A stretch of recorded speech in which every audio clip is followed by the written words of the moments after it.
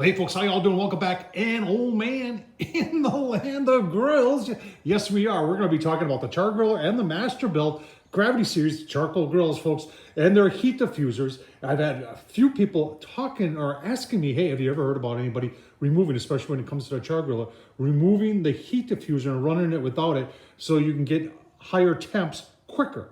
Masterbuilt, you know what, we're going to take a look. We're going to take a look inside. We're going to take a look at these heat diffusers themselves. We're going to take a look at whether we should do this or not.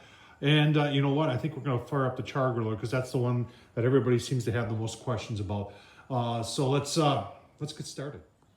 All right, just a little fun fact before we get started. If you hadn't heard, Chargriller and Masterbuilt are now owned by the same company. It's like some holdings company that, if you didn't know, Masterbuilt was owned by Kamado Joe. And so now Kamado Joe, Chargriller, Masterbuilt are all going to be owned by the same holding company. It'll be interesting to see how it affects, you know, because right now these two obviously compete. So it'll be interesting to see how that all plays out. But time will tell on that.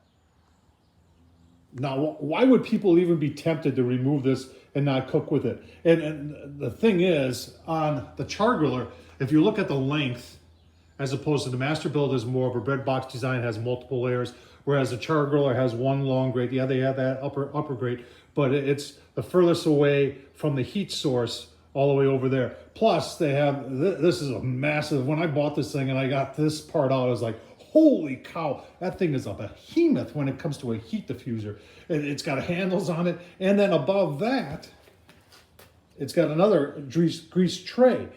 So that also diffuses the heat. So, you know, and a lot of that was done to even out the heat in these things, especially with this one, how far and how long it is, because they don't have the bread box design like the Masterbuilt does. And it cooks very evenly once it gets heated up. But when you go, say you're doing low and slow, reverse sear steak, when you go from that low temperature and you bump that up to high, it gets there, the temperature probe says it's getting there very fast, but it takes time to heat all this mass of metal up before you can actually do some searing. So, you know, let's take a look on the inside. All right, so that's what the heat diffuser looks like on the Chargriller, pretty cool. And on the inside now, I dumped the ash out that was inside there. And this is probably from 4 or 5 cooks, probably a total of maybe 8 to 10 hours worth of cooking. So some ash does get in there. You can see the majority of it falls there where your slider is. And, you know, obviously every time when you do pull this out, you need to vacuum all that out. But one of the thoughts and one of the theories is that it could potentially blow ash in and could get on your food. So, you know what, we're going to try that out. Let's take a look at the Masterbuilt. All right, so on the Masterbuilt too, you can see we've got some ash mostly where your sliders are, and then there was a little bit inside the diffuser right there, and you know, there still is a chance that it could blow around. But in my opinion, is it worth taking off the diffuser, heat diffuser on the Masterbuilt? From cooking on this thing, no. When you go from low to high on this, she gets hot, and she gets hot quick. And the cast iron grates right down there, they're usually ready to go within 10 minutes. So on the Masterbuilt, I see no real advantage to taking this off. But on the Chargriller, maybe. So the next thing to do is just to fire it up and see. I'm going to clean out all the ash on the inside real well, and we're just going to fire it up and see what happens. We're going to put our grates in without the diffuser in. We'll put our Oklahoma Joe pucks up in there and see how fast. And obviously we have the lid temps right there, so we can take a look, see at how fast it gets hot. All right, ready to fire up. Got it all cleaned out. The grates are on. Obviously we left that off, and we left that off.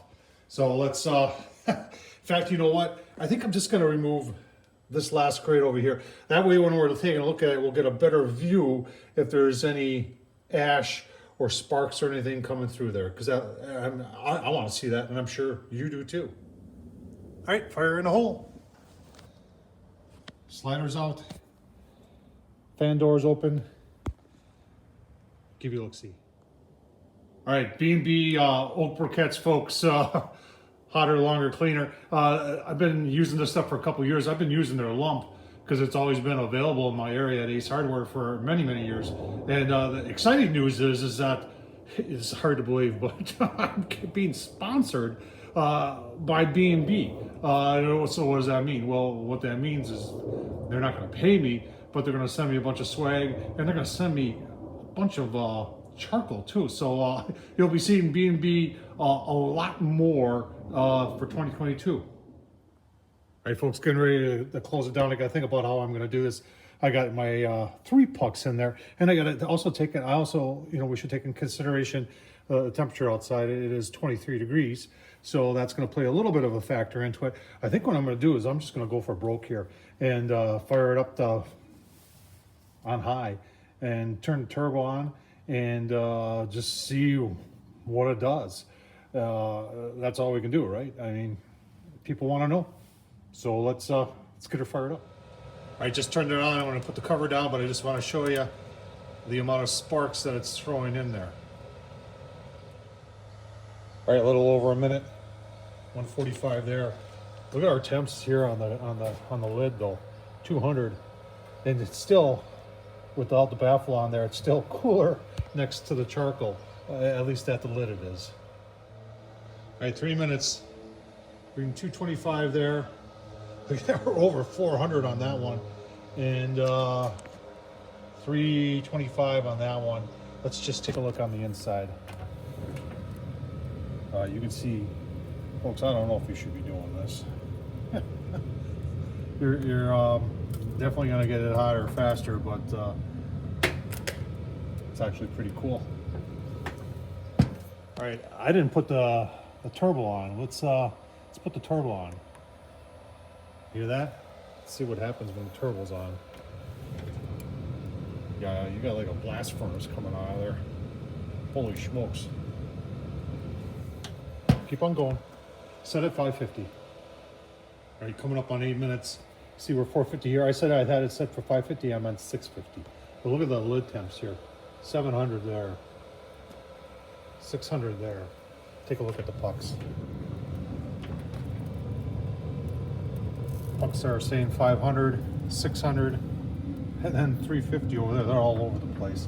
You're not going to get much of a consistent cook if you do this, folks. I'm telling you that right now. All right, the fan is throttling back as we approach 13 minutes. I got set for 650. You can see we're just about there. So let's, well, both our lid temps are pegged over 700.